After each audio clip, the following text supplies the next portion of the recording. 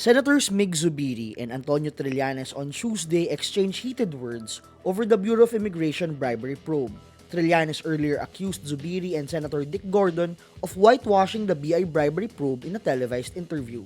This was after the Senate voting 14-7 stripped Trillanes of the power to probe BI corruption issues, including proposals to reorganize it. Trillanes chairs the Senate Committee on Civil Service and Government Reorganization.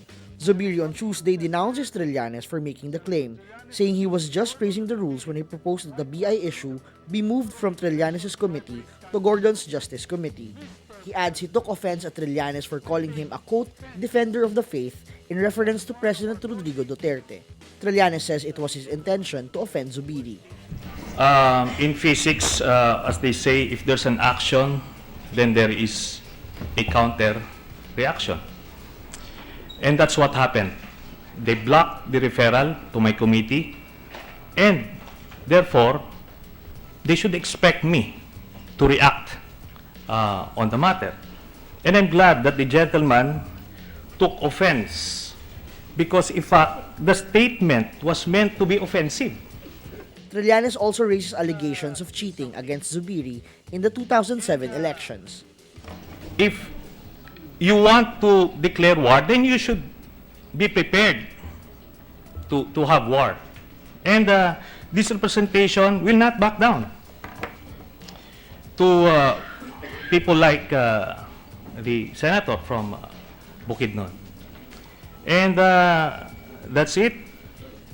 I believe I have earned that right to say that. And no senator should be barred from speaking his mind in front of the media. An irritated Zubiri denies the allegation and brings up the rebellion issue against Trillanes.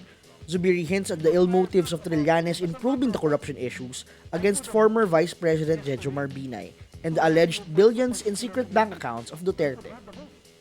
I never cheated in that elections. People cheated on behalf of the Team Unity at that time, and they are now in jail. No cases were filed against us. The gentleman also is accused of rebellion and treason. He's only lucky that the former president pardoned him. He then appears to challenge Trillanes to a fight. Mabait akong tao. And people know me. I'm one of the most amiable senators of this chamber. But don't, if you pick a fight with me, I'll fight. I did not become world champion in arnis for nothing. If you want to fight, tell me how you want to fight. Say it in front of my face. Don't say it in the media. Trillanes addresses the points raised by Zubiri. Just 2 points or 3 points. First, yes, I was accused of rebellion, and I'm proud of it. I believe it's one of the shining moments in my life. So it's a badge of honor. Thank you. Now, as to the accusations, I believe the gentleman is referring to the investigations against the former Vice President Binay, which, incidentally, the Senate President was the sitting chairman of the subcommittee then. So, if there was some hint or insinuation that it was was this a propaganda or just an attack on the person of the Vice President, then it should also be directed to the Senate President. Now, as to the accusation that or the claim that I accused President Duterte of having 200 million pesos in the bank during the campaign, well, let me correct the gentleman. My statement was he had 2 billion pesos in deposits in his name. So, that's a correction, a big correction, and it would be presented later on. And in fact, it's one of the attached documents of the plunder case I filed against the President at the Office of the Ombudsman. The intense atmosphere prompts Senate President Coco Pimentel to suspend the session. But it doesn't stop the two senators from arguing. Zubiri and Trillanes had to be separated and pacified by other senators, including Manny Pacquiao and Cynthia Villar. Vice President Leni Robredo's election lawyer says former Senator Bongbong Marcos's camp is hallucinating when it claimed data found in unused SD cards by the Commission on Elections is proof of poll fraud. Veteran election lawyer Romulo Macalintal says the alleged data cannot prove Robredo cheated during the last elections because the process of decryption is not yet complete. Macalintal also mocks the Marcos camp for having, in his words, bionic eyes that allowed them to read and claim the encrypted data was evidence of cheating. Marcos's camp on Monday said the data found on the SD cards of unused vote counting machines provide a basis for protesting Robredo's victory.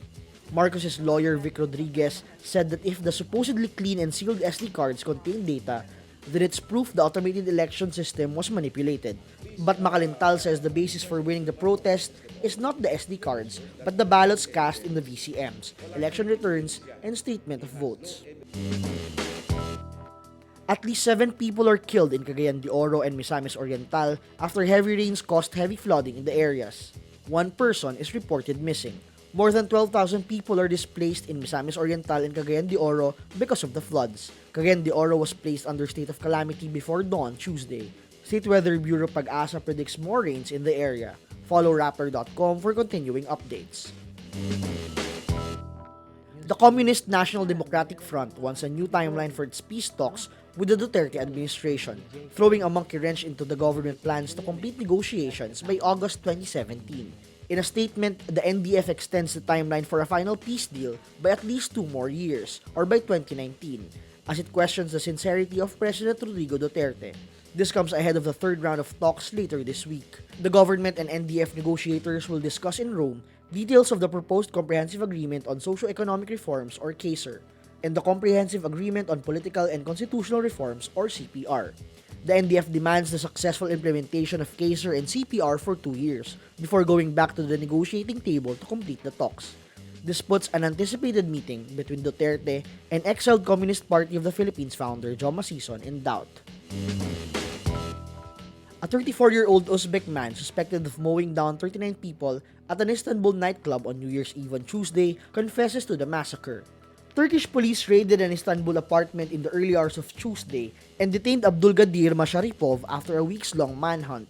His fingerprints matched those of the attacker. Turkish authorities say Masharipov is a, quote, well-trained terrorist, having been trained in Afghanistan and can speak 4 languages. Police also confiscated $197,000, 2 firearms, and ammunition during the raid.